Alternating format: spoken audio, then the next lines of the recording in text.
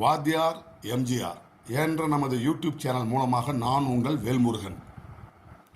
இன்று ஒரு மிக முக்கியமான தகவல்ங்க.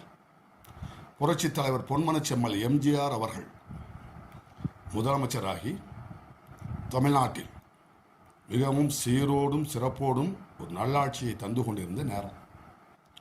அப்பொழுது அந்த காலகட்டத்தில் திரைப்பட நடிகர் typist Gopu 1960s 70s 80s எல்லாம் அவர் குணச்சித்திரை வேடத்தில் நகைச்சுவை வேடத்தில் நடிக்கக்கூடிய ஒரு நடிகர்.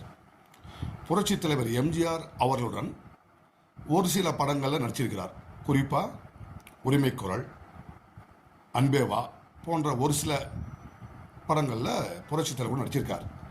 ஆனால் புரட்சித் தலைவருக்கு பிறகு அவர் நிறைய படங்கள் கமலஹாசன், ரஜினிகாந்த், பாலச்சந்தர், சிவாஜி கணேசன் போன்ற பலர் நடிப்பில் நடிச்சிட்டு இருந்தார்.